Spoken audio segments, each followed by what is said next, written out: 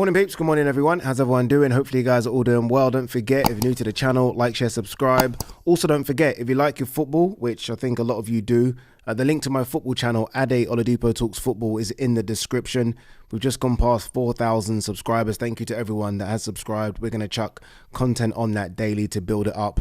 But yeah, that is on right now. It's available right now. The link to that one is in the description. And Ade and G-Man, we filmed it last night being Monday. Ade and G-Man will be out later on today, so make sure you check that out as well.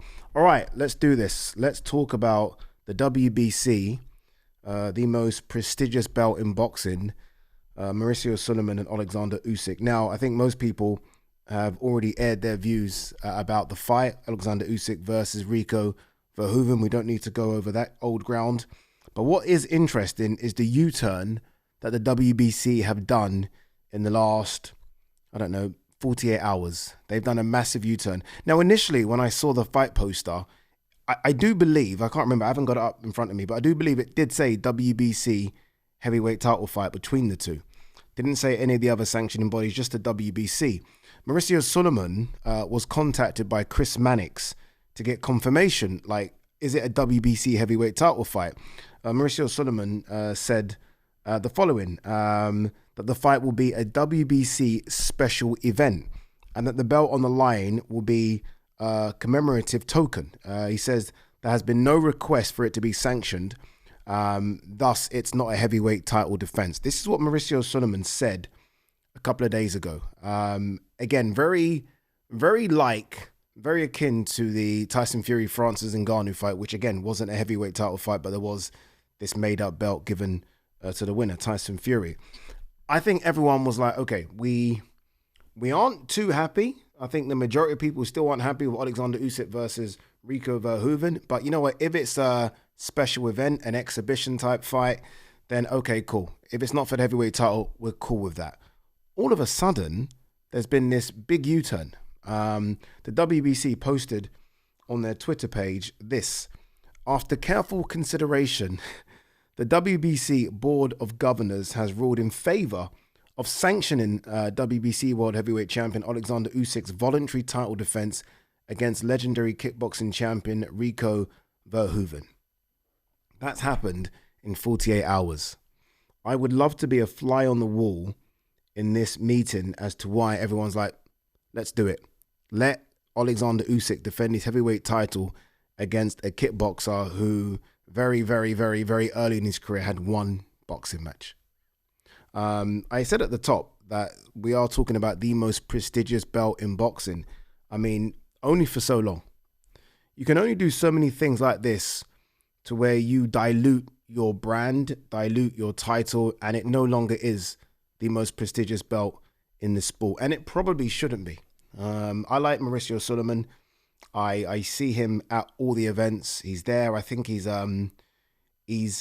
perfect for the WBC in the sense that you know about the brand. He's always there at the events. He's always giving fighters medals and whatever hats. He's making sure he's pushing the WBC very much like his father did. So this isn't attack on him really, although he is the figurehead for the WBC. It's just, how many times can you do some bullshit before people are like, oh, what's going on? Especially considering the backlash that belts are getting right now, to the point where Zuffa, Dana White's attacking them like, we don't care about your belts anymore. You would at least expect them to behave in what I would perceive to be a correct manner. And they've done a lot of shit in the last couple of years. A lot of things that would, just irk people. Manny Pacquiao, legend, don't get me wrong, but Manny Pacquiao getting a fight against Mario Barrios. You're like, well, 1 second. Like, there's a ranking system for a reason. If I'm a fighter in that ranking system where I'm number 2 or number 3 and I've had my fights for the WBC and I'm trying to and I see things like that, I'll be like, what's going on? So Manny Pacquiao, Keith Thurman getting a shot at Sebastian Fundora. Ryan Garcia, I covered the fight, but I still kind of made my views known. Ryan Garcia getting a fight against Mario Barrios. But that is nothing compared to this. Nothing. Look, if you're Rico Verhoeven, fine. Remember, Rico was supposed to fight. He was supposed to fight AJ. Obviously, wouldn't have been any belts. The WBC might have got involved and, again, given them a trinket, which really would mean nothing. But it was supposed to be just a kind of crossover exhibition fight.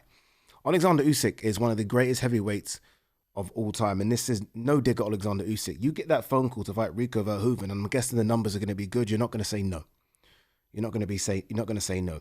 But what the WBC heavyweight title is, and this is a true statement, it's the most prestigious belt in boxing.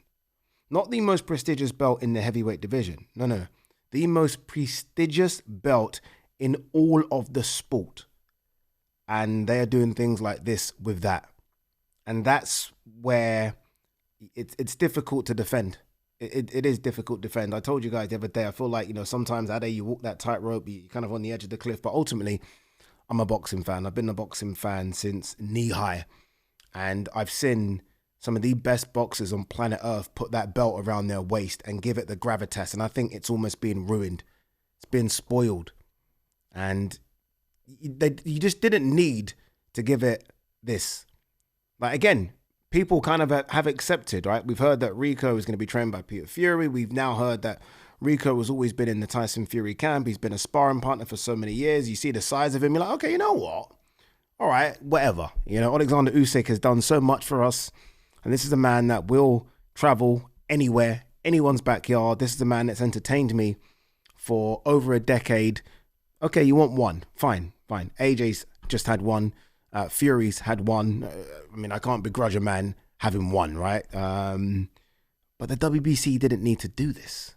Sorry to interrupt the video, but this is very important. If you're one of these people that watch the channel and don't hit that subscribe button or forgot to hit that subscribe button, please hit the subscribe button. I am trying to get to 200,000 subscribers and I need you to hit that subscribe button if you haven't already done so. All right, back to the video. There has to be a time when the WBC, again, under fire at the moment, say, okay, look, we are the #1 governing body on planet Earth. Let's behave like it. From now on, everything's in order. Ranking systems in order, mandatories in order. Let's just start again. And let's do it properly. Sanction and fees. Let's open our books and open the way in which we do business and say, okay, you know what? Enough's enough. Let's act as #1. They're not acting as #1. They're not acting as #1. And they certainly didn't need to do this. Again, I'd love to be a fly in the wall to understand how they came to this. Like, I might get this wrong, but I'm pretty sure that when Gennady Golovkin was, it might not have been the WBC, but stay with me. When Gennady Golovkin was champion, he was struggling to get a fight. I'm pretty sure he tried to get Jaime Munguia to jump up from 154, who at the time was unbeaten, to fight him at 160. Obviously, Golovkin was a killer and probably would have absolutely destroyed Munguia. I'm pretty sure the WBC said, no, we can't sanction that. Could be wrong. Might have been another organization. But I'm pretty sure it was the WBC. Couldn't sanction that now. Look what else you've sanctioned. Look what else you're willing to put on. Honestly, guys, it's not a good look, man. It's not a good look. Again, I know you guys came for me, right? You came for me because I kind of stuck up for the fight because, I was like, whatever. And not necessarily because I'm working the event, or I don't know if I'm working the event. I hope I'm working the event. It wasn't because of that. It was more a case of, again, I saw Tyson Fury fighting Ghana. AJ just fought Jake Paul, for fuck's sake. I was like, okay, he can have one. He can have one, and then hopefully in the summer or in the autumn, he gives us the Caballero fight. Not for the title, though. Imagine Caballero right now. Imagine Caballero, who's been interim champ, ranked #1 for, I don't know, the best part of a year and a half. Imagine what he's thinking. Imagine that. So, one second. So, I'm interim champion. I interviewed Caballero in the ring. You guys would have seen that. Caballero was screaming Usyk. The whole place was screaming Usyk. It was crazy. It was loud. It was fantastic. Imagine him hearing that. I know Rico Verhoeven's got in front of you. Not Martin Bakole, not Fabio Wardley, not Tyson Fury coming out of retirement and having a go again. No. Not Zhili Zhang. Rico Verhoeven, and he's fighting for the WBC heavyweight title before you. Boxing. All right, what else is there to talk about very quickly? Your boy's got a busy day today. Judge grants Golden Boy's motion arbitration in Vergil Ortiz case. Okay, so basically what this just means is that Vergil Ortiz, tried to fight through this case and get the fight on with Boots Ennis. Golden Boy have won this battle, so that fight is now blocked. Guys, again, when you think of what's coming, and what I mean by that is Zuffa boxing are coming, people. Like, when you can't get your own house in order, yet there is this behemoth on the other side that is marching towards you, threatening to literally wipe away everything. Like Zuffa is saying, we're going to take over the whole boxing landscape. And we have here one of the biggest promoters in the world, one of the best fighters in the world, going back and forth on legal cases. You can understand why people look at this sport and think, okay, we're just going to take it over. It's easy to take over because it's a mess. Honestly, it's a mess. How we cannot get this fight on is beyond me. But it looks like this fight now has been lost. Hopefully not Riddick Bowe, Lennox Lewis lost, but it looks like this fight ain't going to happen. I've seen Oscar put out a tweet saying something along the lines of victory is ours because we were right all the time or something like that. And look, I don't know the ins and outs of it. Maybe he is right. But the fact that this is going to court, just, I don't know. It's just not a great look, is it? But again, it's boxing. Opetaia versus Brandon Glanton is this weekend on Zuffa. I'll be honest with you. Firstly, it's a fantastic fight. It's the best fight that Zuffa have put on as yet. Remember, it's for the Zuffa Cruiserweight title. It's gone under the radar. For what is a really good cruiserweight fight, it's gone under the radar. The #1 ranked cruiserweight is about to have his first fight, I believe, in America, against a very tough, rugged American who's probably going to be his hardest opponent since Marius Bradis. Ain't nobody talking about it. Ain't nobody talking about it, which is crazy. Like I always, every time DAZN tell me to do a face-off, yeah, I'm like, oh man, that fight didn't need a face-off. Like some fights don't need face-offs. I think we've got a bit face-off happy at the moment. This fight, I would love to have seen a face-off. I'm about to say I'd love to have done a face-off. Obviously, I can't. I would love to have seen a face-off between these two because I've actually done face-offs for both of these two. I did Brandon Glanton versus Marcus Brown, where Marcus Brown threw a bit of paper in his face and it kind of all went crazy. I've done Opetaia versus Jack Massey, I believe. And I'm not telling, I'm telling you guys now, Opetaia is the scariest fucking fighter out there. These two with a face-off would have been fantastic. Fantastic. Max Kellerman could have done it. I mean, there you go. The OG. The person that I grew up watching, like, he could have done the face-off. That would have fucking done great numbers. Like, Max Kellerman coming back doing a face-off. Like, wow. Like, we've all kind of grown up on Max and Johnny. And I guess me, right? I'm in that picture now, which is kind of strange. But it needed something to kind of push it a little bit. I feel like it's a bit flat. And I think it adds to it the fact that it's at the Apex in Vegas, which again is not, I'm not a fan of that venue at all. It's a venue that almost felt like it was built for COVID. We're no longer in COVID times, people. We're no longer in those times. This is a fight that could have done a decent arena. I'm not trying to say it could have gone to the fucking T-Mobile or the MGM Grand or any of those good arenas. It could have done something around 5,000-6,000.